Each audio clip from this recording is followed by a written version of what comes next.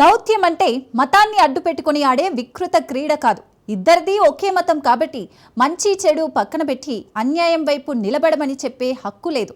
ఇవేవీ తెలియని పాక్ భారత్తో దౌత్య యుద్ధంలో అడ్డంగా బుక్కైంది. కాశ్మీర్ వివాదంలో గుడ్డిగా పాకిస్తాన్కు మద్దతు ఇచ్చే మలేషియాను నీది నాది ఇస్లామిక్ దేశమే కాబట్టి భారత ప్రతినిధులతో కార్యక్రమాలను రద్దు చేయాలని కోరింది. కానీ మలేషియా మాత్రం ఉగ్రదేశానికి దిమ్మ తిరిగే స్ట్రోక్ ఇచ్చింది. పాక్ విజ్ఞప్తులను లెక్క చేయకపోగా భారత్కు తన మద్దతు తెలిపింది. ఇంతకు భారత ఎంపీల కౌలాలంపూర్ పర్యటన సందర్భంగా పాకిస్తాన్ చేసిన కుట్రలేంటి? కాశ్మీర్ వివాదంలో పాకిస్తాన్ వెంట నడిచే మలేషియా ఇండియాకు మద్దతుగా నిలవడం వెనుక ఏం జరిగింది? Watch this.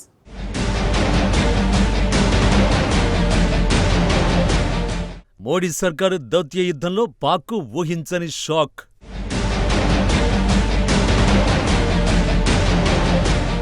భారత్కు మద్దతుగా నిలిచిన ఇస్లామిక్ దేశం మలేషియా.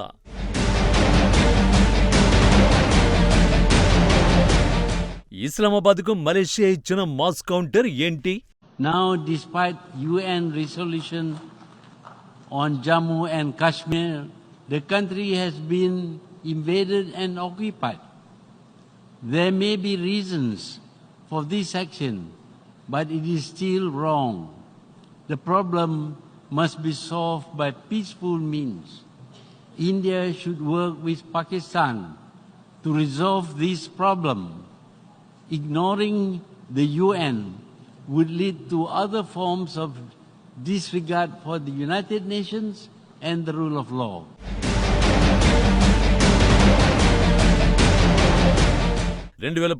సెప్టెంబర్లో ఐక్యరాజ్య సమితి సాక్షిగా కశ్మీర్ వివాదంపై మలేషియా అప్పటి ప్రధాని మహతీర్ మహమ్మద్ చేసిన కన్నింగ్ కామెంట్స్ ఇవి. కశ్మీర్లో అల్లర్లకు చెక్ పెడుతూ శాంతి మార్గంలో ముందుకు వెళుతున్నామని ప్రధాని మోడీ ప్రపంచ దేశాలకు శాంతి సందేశం ఇస్తే, భారత్పై యుద్ధం చేస్తామని ప్రకటించి ప్రపంచ దేశాల ముందు యుద్ధోన్మాదాన్ని బయటపెట్టుకున్నారు పాకిస్తాన్ అప్పటి ప్రధాని ఇమ్రాన్ ఖాన్. ఈ విషయంలో ఇండియాపై మొదటి నుంచి విషం కక్కే చైనా, టోకీ పాకిస్తాన్కు వంతపాడే.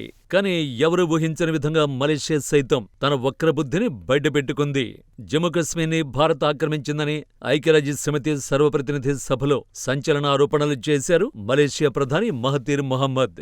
జమ్మూ కశ్మీర్ను భారతే ఆక్రమించుకుందని, ఐక్యరాజ్య సమితి తీర్మానాలకు వ్యతిరేకంగా ఇండియా వ్యవహరించిందని అర్థంపర్థం లేని వ్యాఖ్యలు చేశారు. అదే టైంలో కశ్మీర్ సమస్యను భారత్ పాక్ సామరస్యపూర్వకంగా పరిష్కరించుకోవాలంటూ నీతి సూత్రాలు వల్లించారు. అలా 6 ఏళ్ల క్రితమే కశ్మీర్ వివాదం భారత్ మలేషియా మధ్య కాకరేపింది.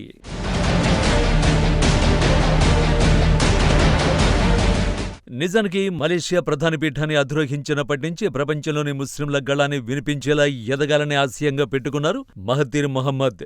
వివాదాస్పద ఇస్లామిక్ మతబోధకుడు జకీర్ నాయక్ను భారత్కు అప్పగించకపోవడానికి కూడా కారణం అదే. కశ్మీర్లో అధికరణం 370 రద్దు చేసిన సమయంలోనూ భారత్పై తీవ్ర విమర్శలు చేశారు మహతీర్. కశ్మీర్పై భారత్ దండెత్తి దురాక్రమణ చేసిందని ఆరోపించారు. అంతటితో ఆగకుండా పౌరసత్వ సవరణ చట్టంపై కూడా మహతీర్ అభ్యంతరాన్ని వ్యక్తం చేశారు. మలేషియా ప్రధాని వ్యాఖ్యలపై మోడీ తీవ్ర అసహనం వ్యక్తం చేశారు. మహతీర్ ఒక్కరే కాదు, మలేషియా ప్రస్తుత ప్రధాని ఇబ్రహీం అన్వర్ కూడా పాకిస్తానీ మద్దతుదారే. గత ఏడాది ఇస్లామాబాద్లో అడుగుపెట్టి కశ్మీర్పై కారు కూతలు కూశాడు. పాకిస్తాన్ ప్రధానితో కలిసి జాయింట్ స్టేట్మెంట్ ఇచ్చిన అన్వర్ జమ్మూ కశ్మీర్లో మానవ హక్కుల ఉల్లంఘన జరుగుతోందని ఆరోపించాడు. ఇది కాస్త ఆందోళనకరమైన అంశమంటూ చెప్పుకొచ్చాడు. కశ్మీర్ సమస్యపై చర్చలు కొనసాగించాలని, పరస్పర సమన్వయంతో పరిష్కరించుకోవాలని మలేషియా కోరుకుంటోందని అన్నాడు. ఈ 2 ఘటనలు చాలు ఉగ్రదేశానికి మలేషియా ఎంత మద్దతుగా నిలుస్తుందో చెప్పడానికి. భారత్తో దౌత్య యుద్ధంలో ఈ మద్దతుని పాక్ తనకు అనుకూలంగా మలుచుకునే ప్రయత్నం చేసింది.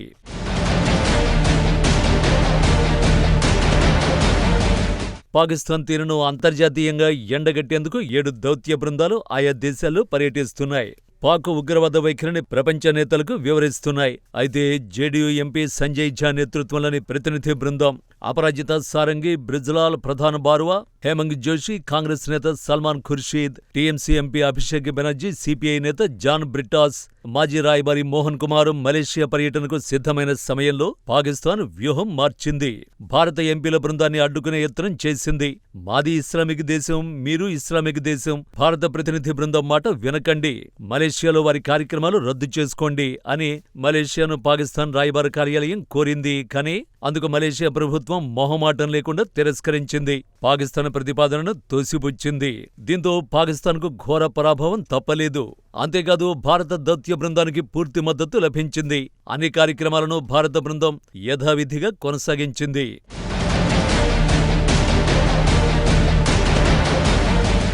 నిజానికి సంజయ్ ఝా నేతృత్వంలోని ప్రతినిధి బృందం అప్పటికే జపాన్, దక్షిణ కొరియా, సింగపూర్, ఇండోనేషియాలలో పర్యటించింది. చివరి పర్యటన మలేషియానే. గత నెల 31నే మలేషియా రాజధాని కౌలాలంపూర్ చేరుకుంది. ఇంతలోనే పాకిస్తాన్ కుట్ర పన్నింది. ఆ కుట్రను పక్కా ఇస్లామిక్ దేశం మలేషియా తిప్పికొట్టింది. ఎందుకంటే భారత ప్రతినిధి బృందాన్ని అడ్డుకుంటే ఏం జరుగుతుందో మలేషియాకు తెలుసు. పాకిస్తాన్కు ప్రపంచంలో వేళ్లపై లెక్కపెట్టగలిగే దేశాల మద్దతే ఉంది. చైనా, టర్కీ, అజర్బైజాన్ మినహా ఇస్లామిక్ దేశాల నుంచే పూర్తి మద్దతు లేదు. ఇలాంటి సమయంలో పాకిస్తాన్ మాట విని భారత ప్రతినిధి బృందాన్ని తమ దేశానికి రాకుండా అడ్డుకోవడమంటే భారత్తో దౌత్య యుద్ధం చేయడంతో సమానం. అప్పుడు పరిస్థితులు దారుణంగా మారుతాయి. పైగా ప్రపంచ దేశాల ముందు పాకిస్తాన్తో పాటు మలేషియా కూడా విలన్గా నిలబడాల్సి వస్తుంది. అన్నింటికంటే మోస్ట్ ఇంపార్టెంట్ అంశం, ఇండియాతో పెట్టుకుంటే రిజల్ట్ ఎలా ఉంటుందో మలేషియాకు బాగా తెలుసు.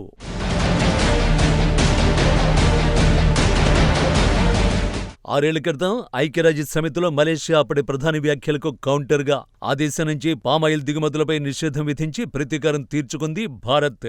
ఆ సమయంలో పామాయిల్ ఉత్పత్తుల్ని భారత్ నిషేధించినా తాము కొనుగోలు చేస్తామని పాక్ ప్రధాని హామీ ఇచ్చారు. కానీ అధికారిక లెక్కల ప్రకారం మలేషియా నుంచి 4.4 మిలియన్ టన్నుల పామాయిల్ ఉత్పత్తులను ఇండియా దిగుమతి చేసుకుంటుండగా పాకిస్తాన్ కేవలం 1 మిలియన్ టన్ను మాత్రమే కొనుగోలు చేసేది.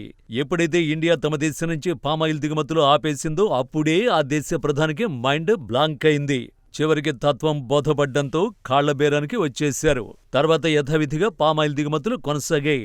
భారత్తో దౌత్య యుద్ధానికి దిగితే మరోసారి నాటి సీనే రిపీట్ అయి ఉండేది. అది మాత్రమే కాదు, మలేషియాకు భారత్తో స్నేహం వ్యూహాత్మకంగా ఎంతో అవసరం. ఎందుకంటే దక్షిణ చైనా సముద్రంలో చైనా అరాచకాలు మలేషియా వరకు వెళ్లాయి కాబట్టి.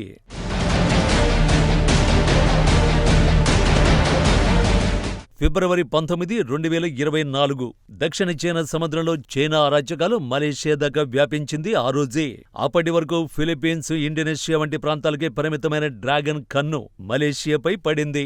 మలేషియాలోని సార్వాకు ప్రాంతంలో సముద్ర జలాలపై ఏకంగా 16 చైనా యుద్ధ విమానాలు ప్రయాణించాయి. నాటి ఘటనను మలేషియా సార్వభౌమాధికారానికి బెదిరింపులుగా అభివర్ణించింది. దీనికి సంబంధించి వివరణ ఇవ్వాలని చైనా రాయబారికి సమన్లు జారీ చేసింది. ఏ దేశంతో అయినా స్నేహపూర్వకంగా ఉన్నామంటే దానర్థం మా దేశ సార్వభౌమాధికారాన్ని వదులుకుంటామని కాదని మలేషియా ప్రకటించింది.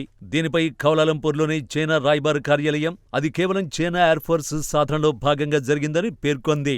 2023లోనూ చైనాకు చెందిన సర్వే నౌక మలేషియా జలాల్లో తిష్టవేసింది. ఆ వివాదం చల్లారడానికి దాదాపు నెల రోజులు పట్టింది. ఇలా వరుస ఘటనలతో కవించబట్టే చైనా ముప్పును సీరియస్ గా తీసుకుంది మలేషియా. అప్పటినుంచే డ్రాగన్ ను ఎదుర్కొనేందుకు భారత్కు దగ్గరయ్యే ప్రయత్నాలు మొదలుపెట్టింది.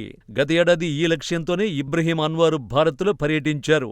అప్పుడే ప్రధాని మోడీని బ్రదర్ అని సంబోధించారు.